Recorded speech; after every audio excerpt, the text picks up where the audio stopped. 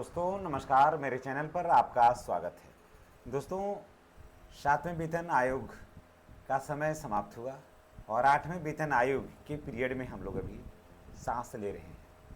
जी हाँ, 7वें वेतन आयोग ने बहुत सारे कर्मचारियों को बहुत कुछ दिया, वेतन को पटरी पर लाया और 8वां वेतन आयोग जो आ रहा है वो कर्मचारियों के जीवन को व्यवस्थित और सुसंगठित करेगा।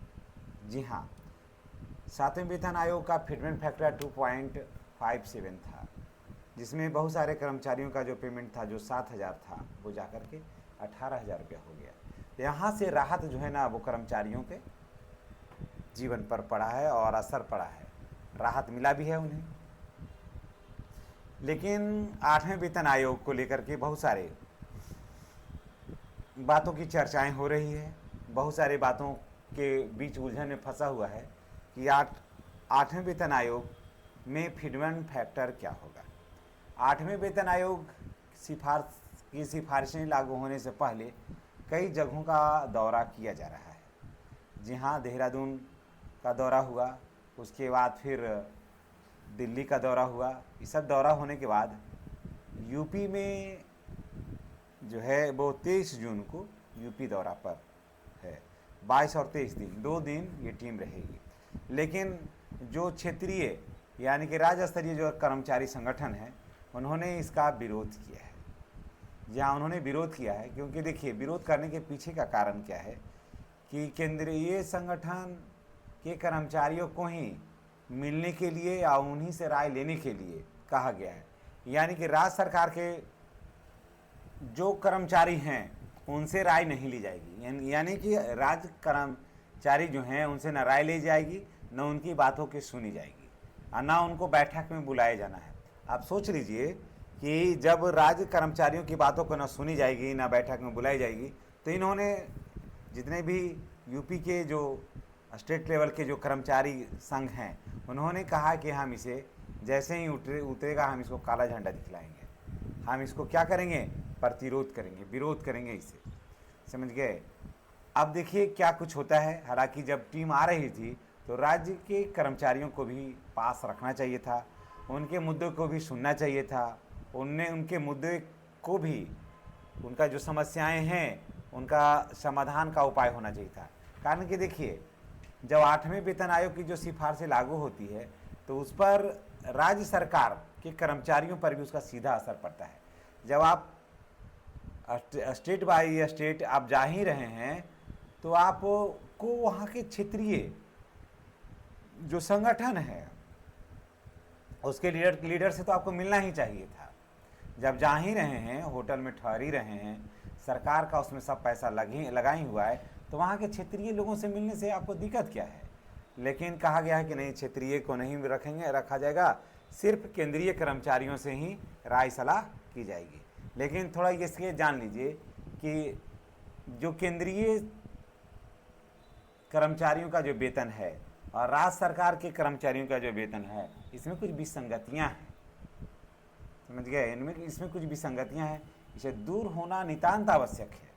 और ये कब दूर होगा, जब बैठक में ये लोग शामिल होते, अपनी बात को ये लोग रखते, तभी ना। तो बैठक में शामिल होने के लिए नहीं है, बैठक में आना भी नहीं है, इनकी राय न सुना जाएगा, न कुछ, न ईमेल पर भी नहीं सुना जाएगा। तो इसलिए इनके जो यूपी के जो कर्मचारी हैं उन्होंने कहा है कि नहीं, तब तो हम इसका विरोध करेंगे और हम का जैसे ही ये टीम उतरेगी तो हम काला झंडा दिखलाएंगे। और ये टीम जो है वो 22 और 23 जून को लखनऊ में ये सब आ रही है, ये टीम आ रही है और दौरा करेगी। वहाँ के जो केंद्रीय संगठन के जो लीडर हैं, कर्मचारी हैं, उनसे बात होगी।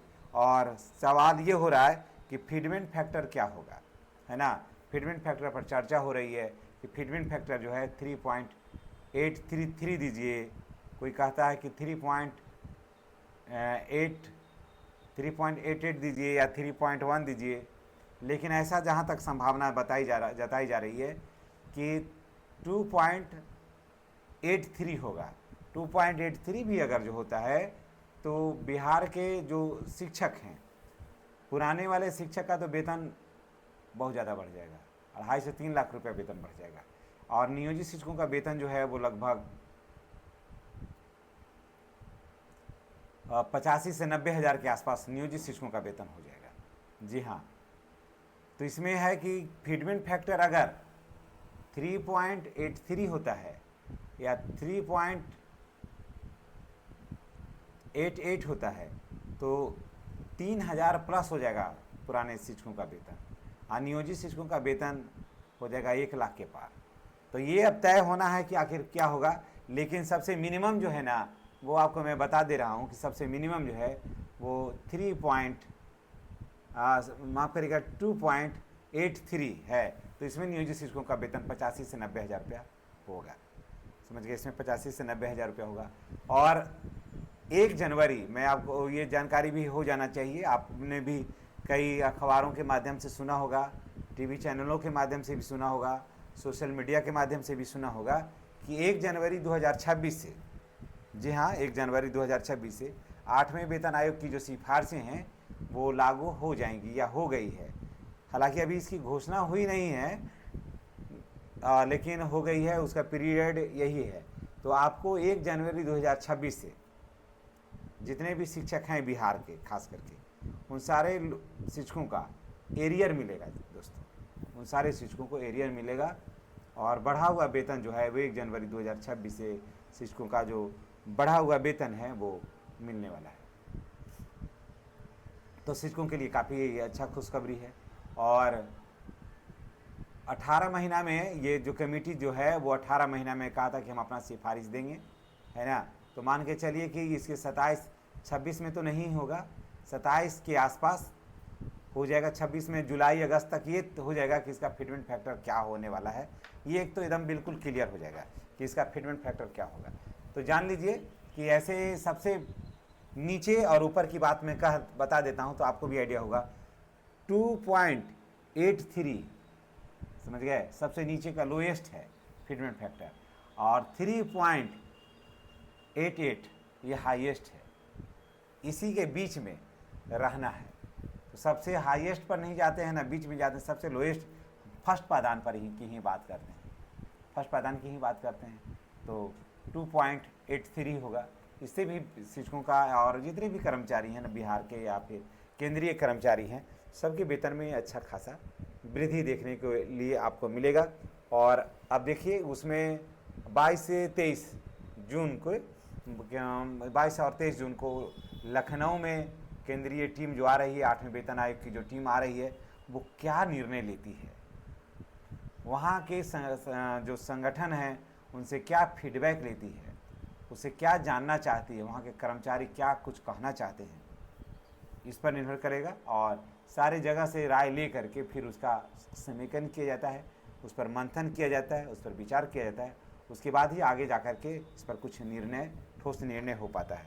तो चलिए उम्मीद करिए कि 22 और 23 जून को यानी कि सोमवार और मंगलवार को जो है वो केंद्रीय टीम जो है वो 8वें वेतन आयोग की जो टीम है लखनऊ में रहेगी।